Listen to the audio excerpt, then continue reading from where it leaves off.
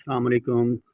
Welcome to my YouTube channel educationist Mohammad Hanan Ashfaq. तो आज की इस वीडियो में मैं आपको बताऊंगा कि किस तरह से आप बोर्ड के एग्ज़ाम में अपनी जो बबल शीट है उसको किस तरह फिल करते हैं। ये class 9th 10th first year और सेकेंड ईयर के तलबा के लिए जो फ़र्स्ट टाइम बोर्ड के एग्ज़ाम में अपेयर होते हैं उनके लिए बड़ी फ़ायदेमंद वीडियो होने वाली है।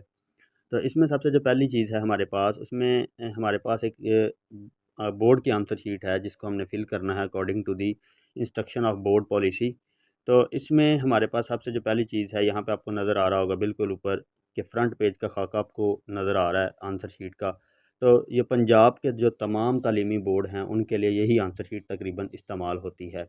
तो इसमें यहाँ पे मैंने एरर्स वगैरह लगा के हर चीज़ को क्लैरिफाई करने की कोशिश की कि आप किस तरह से बबल शीट को या आंसर शीट को फिलअप कर सकते हैं।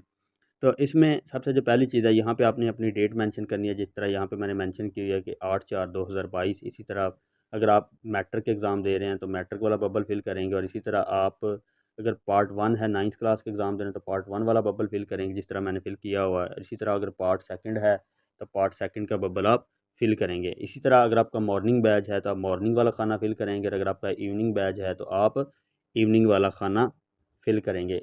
तो इसी तरह आपने जो अपना बोर्ड का जो रोल नंबर है वो इन बबल्स में फिल करना है। मतलब मसलन यहाँ पे एक रोल नंबर मैंने लिखा हुआ है 461521।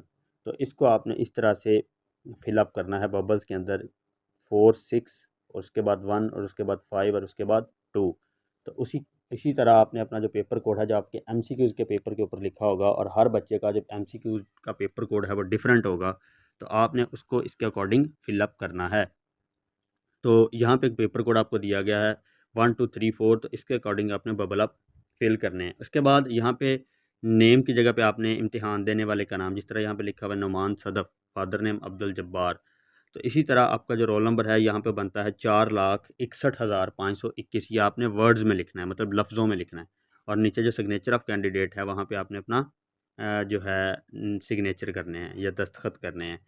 और उसके बाद जो नीचे लिखा हो सिग्नेचर ऑफ डिप्टी सुप्रीडेंट, ये इसी तरह जो बोर्ड का अमला होगा जिसमें डिप्टी सुप्रीडेंट यहाँ पे साइन करेगा। और इसी तरह जिस सब्जेक्ट का पेपर होगा आप यहाँ पे मेंशन करेंगे। मेरा आज इंग्लिश का पेपर है, फिज़िक्स का पेपर है, केमिस्ट्री का पेपर है, जो भी है आप इसको इसमें मेंशन करेंगे। और इसी तरह आपका जो आंसर शीट का जो दूसरा पेज होता है वहाँ पे ये सारी इंस्ट्रक्शंस आपको उर्दू में दी जाती हैं। यहाँ पे दस्तखत उम्मीदवार लिखा हुआ है, मजमून लिखा हुआ है जिसका पेपर है, पर्चा भी आपने लिखना है, फर्स्ट है, सेकंड है, ग्रुप आपका कौन सा है, बोर्ड आपका कौन सा है। उसके बाद जो तालबात होती हैं वो अपना राइट थंब यहाँ पे लगाती हैं जहाँ पे ब्लैंक बना हुआ है, और जो हमारे पास जो तलबा हैं वो लेफ़्ट थंब लगवाते हैं।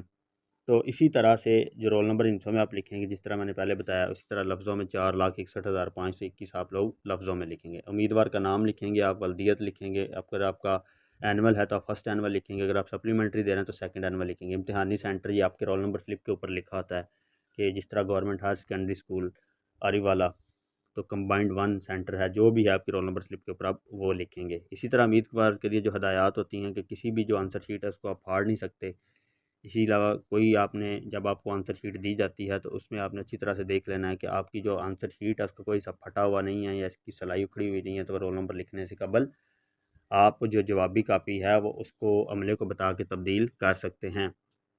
इसके अलावा उम्मीदवार को अपने सवालिया सब्जेक्टिव और ऑब्जेक्टिव पर्चे पर रोल नंबर के अलावा कुछ भी लिखने की इजाज़त नहीं होती। अपने शहर कस्बे का नाम आपको सख्ती से जो है लिखने की ममानत होती है। इसके अलावा वर्कों जो आपको शीटें दी जाती हैं उसमें कोई भी सफ़ा या लाइन वगैरह को खाली आप ना छोड़ें।